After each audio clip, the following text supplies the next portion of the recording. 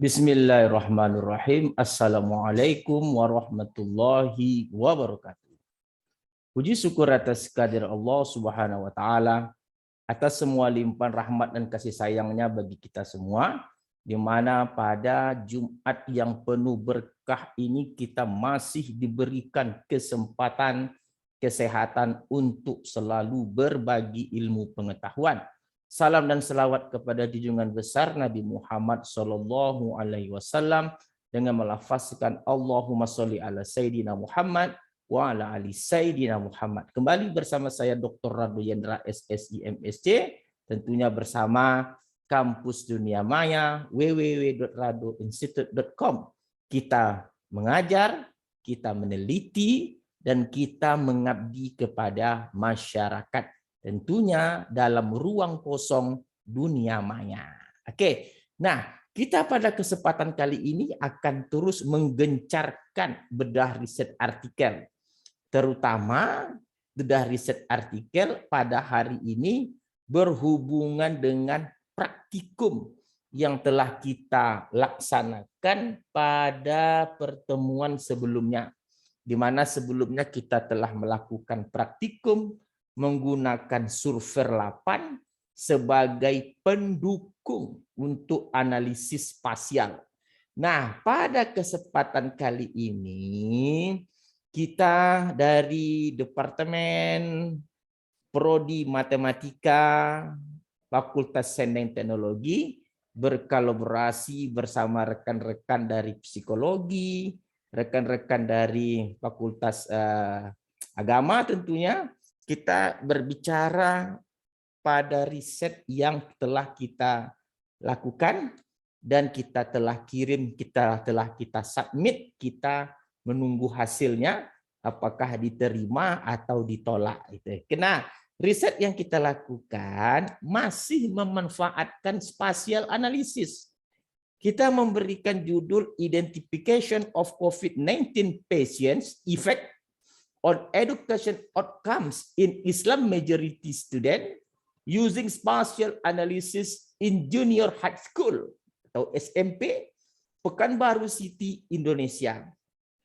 Jadi kita ingin melihat pemetaan jumlah kasus positif COVID dengan pemetaan nilai pelajaran, salah satu pelajaran matematika di SMP atau Junior High School yang ada di Pekanbaru, di mana kita ketahui majority dari studennya adalah Islam. Oke, nah kita akan lihat riset artikel yang baru kita buat ini cukup menarik untuk kita share dalam kampus dunia maya ini, karena baru kita action dalam melaksanakan praktikum survei 8 dan langsung kita terapkan dalam suatu riset artikel yang kita lakukan. Oke, kita lihat riset artikel yang telah kita bahas. Nah, ini dari riset artikelnya.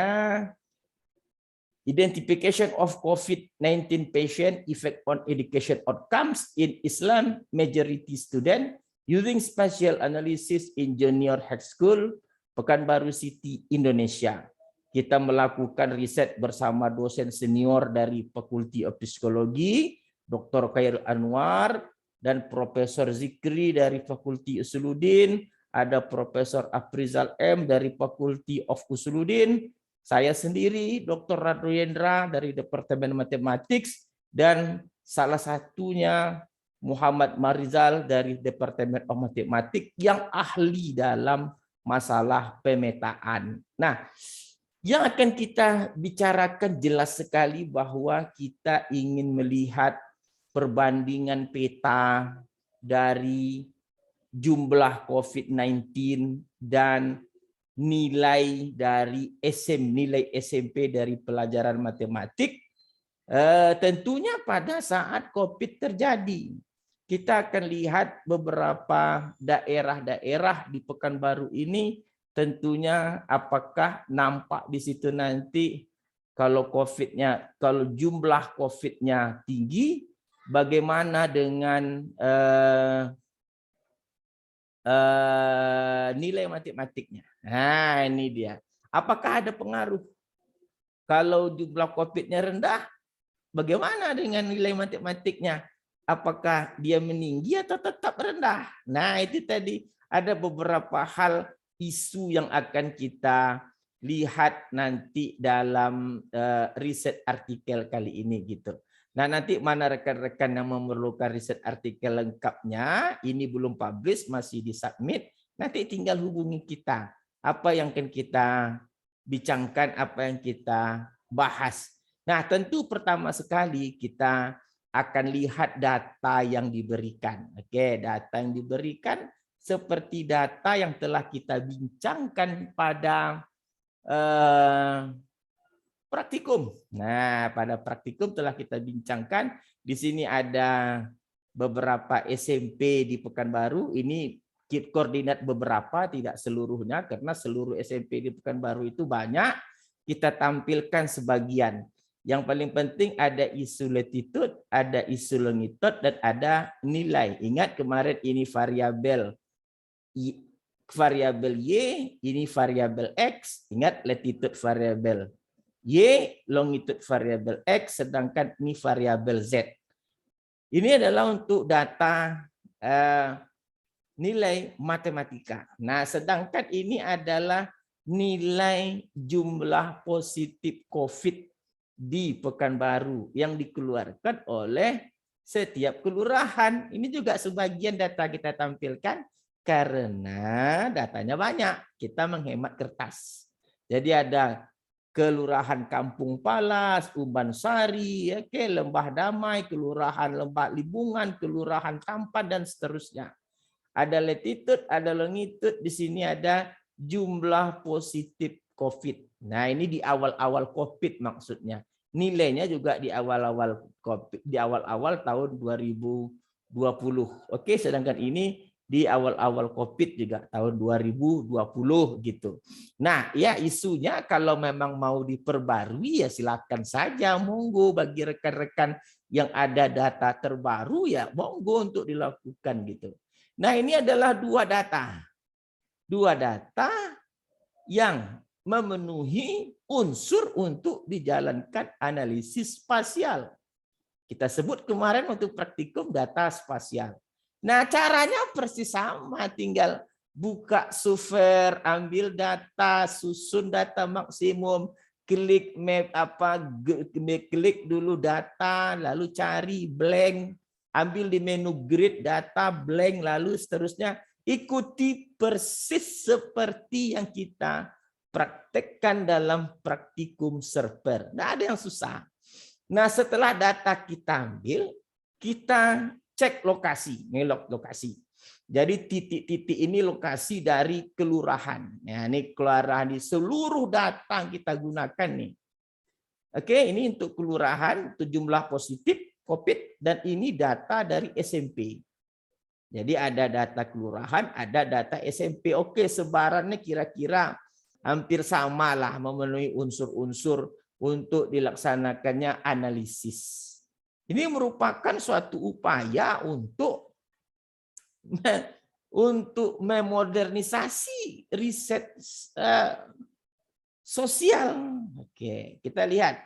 Nah, setelah kita dapatkan lokasi, dapatkan data, lalu kita mengerti sedikit tentang matematis kriging. Nah, ingat kemarin survei itu salah satu metode penyelesaiannya adalah dengan interpolasi kriging.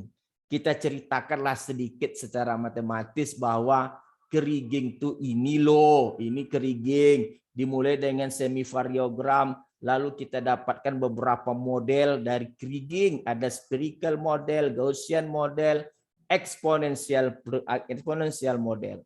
Nah, ini merupakan kajian matematis, ya enggak perlulah semua tahu, cukup kami orang matematis yang tahu.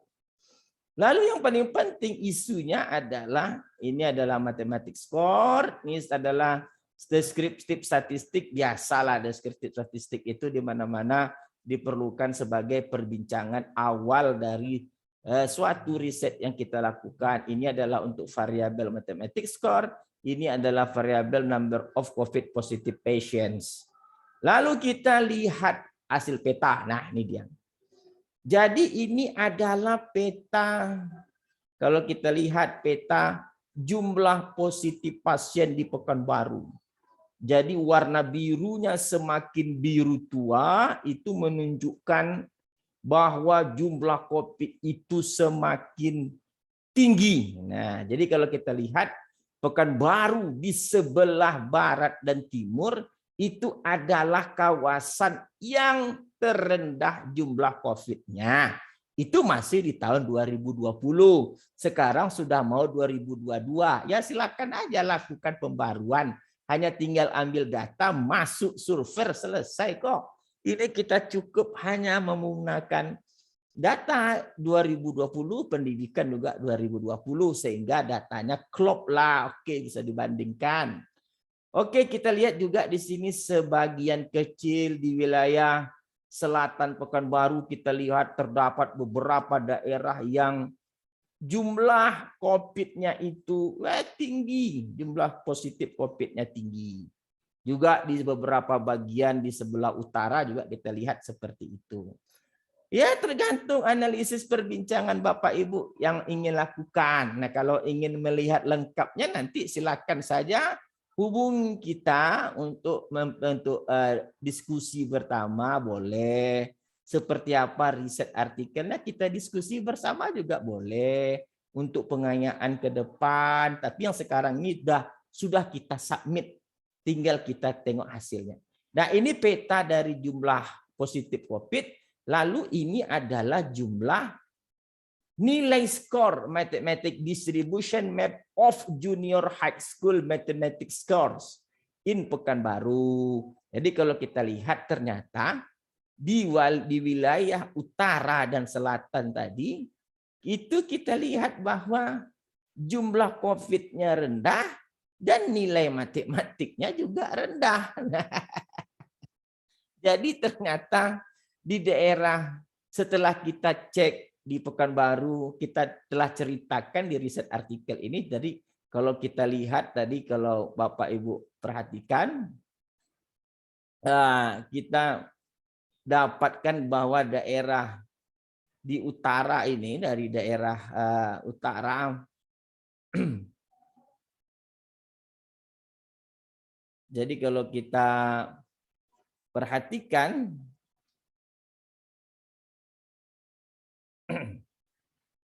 mana tadi dia? Manuskrip. Nah, ini dia.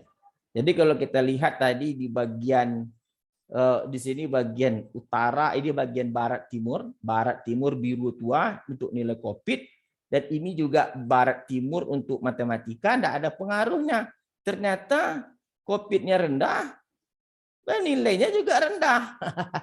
Tidak ada hubungannya kalau kita lihat seolah-olah. Dan di sini kita juga dapat identifikasi bahwa daerah-daerah seperti ini memang banyak di daerah-daerah yang kalau kita lihat daerahnya adalah daerah yang dipenuhi oleh masyarakat-masyarakat yang kelas menengah ke bawah kalau kita lihat di daerah dua barat dan timur ini. Jadi kita bisa ceritakanlah artinya juga di sekolah tersebut, di wilayah tersebut, program untuk protokol kesehatan dalam pendidikan atau pelaksanaan pendidikan jarak jauh kurang berhasil. Seharusnya kalau dia rendah nilainya tinggi kan. Jadi pembelajaran jarak jauh di awal-awal COVID ini di dua daerah ini kita lihat kurang berhasil. Karena pembelajaran jarak jauh kita tahu bahwa memerlukan modal yang banyak. Sedangkan kita ketahui tadi bahwa penduduk di sebelah barat dan timur ini masih banyak didominasi oleh yang berpenghasilan menengah ke bawah. Jadi seolah-olah ada hubungan antara pembelajaran jarak jauh ini tidak sukses. Nah, kita lihat tidak sukses pembelajaran jauh. Nah, juga ada beberapa daerah yang sangat bagus. Kita beri lingkar. Di sini nilai COVID-nya itu rendah dan nilai pembelajarannya tinggi. Ini kita lihat beri rendah, ini tengok ini. Di sini jumlah COVID-nya rendah dan mengakibatkan nilai pembelajarannya ini di biru tua. Kita berikan daerah ini sebagai daerah yang istimewa. Dan kita ketahui memang daerah ini adalah daerah sekolah-sekolah yang emang mantap. Pembelajaran jarak jauhnya sukses kalau kita lihat. Artinya di sini memang sekolah maupun orang tua maupun pekerjaan dari atau ekonomi di daerah ini adalah daerah-daerah dipenuhi oleh orang-orang yang berpenghasilan sangat yang cukup baik kita lihat. Dan juga di sini terdapat beberapa sekolah elit di Pekanbaru gitu. Sehingga kalau kita lihat beberapa daerah di sini memang menunjukkan hasil yang sukses gitu. Nah, setelah kita kaji secara mendalam, ternyata, nah ini yang paling asik hasil riset kita ini, sekolah-sekolah tersebut itu banyak didominasi di daerah-daerah yang masih banyak hijaunya, atau hunian penduduknya masih sepi. Sekolah-sekolah seperti itu ternyata menjadi hendaknya prioritas bagi pemerintah daerah. Sudah mulai kita menggeser sekolah itu tidak lagi di tempat padat penduduk, tapi kita geser sedikit ke daerah-daerah yang sepi penduduk. Kita telah melihat hasil riset bahwa daerah COVID yang rendah itu memang daerah yang penduduknya sepi, sepi sekali penduduknya, dan masih banyak ruang hijau gitu. Di antara 3 lokasi yang kita cek kalau mau kita besarkan nih, kita besarkan sedikit nih dia. Nah ini tadi kita besarkan. Nah, jadi kalau kita lihat ini daerah yang koordinatnya kita ambil dari GPS, lalu kita cek, memang daerah-daerah yang masih banyak pepohonan hijau dan sepi dari hunian penduduk. Nah ini dia tadi. Jadi hasil riset ini itu memberikan gambaran kepada pemerintah. Wah, ini hasil temuan kita. Hasil temuan riset itu ya bermacam-macam, oke? Bahwa kita melihat ada potensi sangat menarik jika di suatu kemudian hari itu sekolah-sekolah itu tidak lagi diprioritaskan pada daerah ramai atau daerah ramai hunian, kita kirim, kita geser ke pinggir-pinggir kota, di daerah yang masih banyak hijau dan masih sepi hunian. Nah, sehingga ke depannya, maka jika COVID terjadi, maka ini menjadikan satu faktor keuntungan tentunya untuk dapat mengelakkan dari COVID ini. Nah, ini merupakan suatu riset yang sangat baik, saya rasa, yang akan kita kirimkan nanti ke riset ke jurnal-jurnal internasional. Jadi kalau Bapak lihat apa yang kita buat, jadi suatu riset artikel itu sudah didukung dengan data, sudah didukung dengan pendahuluan dari penelitian-penelitian sebelum dilakukan oleh beberapa peneliti, bagaimana peneliti menguji pembelajaran jarak jauh pada musim pandemi COVID, bagaimana peneliti menggunakan spasial untuk melakukan penelitian tentang pendidikan. Itu semuanya kita ceritakan sebagai pendukung untuk introduction. Lalu beberapa kajian tentang rumusan matematis, lalu hasilnya juga kita berikan pada kajian ini gitu. Jadi kalau begitu, pengayaan, jadi misi kita dalam memodernisasi riset-riset sosial seperti ini, terutama riset-riset bidang pendidikan, oke? Dan nanti kita coba lagi berbicara tentang spasial analisis tentang tingkat kriminalitas. Kita juga akan coba melihat spasial analisis tentang data zakat misalnya, juga akan kita coba bincangkan ke depan kalau datanya ada. Jadi kalau begitu, pada riset artikel kali ini akan sangat menarik jika telah dipahami tentang praktikum yang telah kita lakukan. Boleh? Oke, sebab itu saya Dr. Radu Jendra SSI MSc telah melaksanakan bedah riset artikel. Kita telah memulai memodernisasi suatu riset keagamaan dan sosial. Dan ini akan kita gencarkan terus sehingga publikasi di Uinsuska itu dapat bertambah.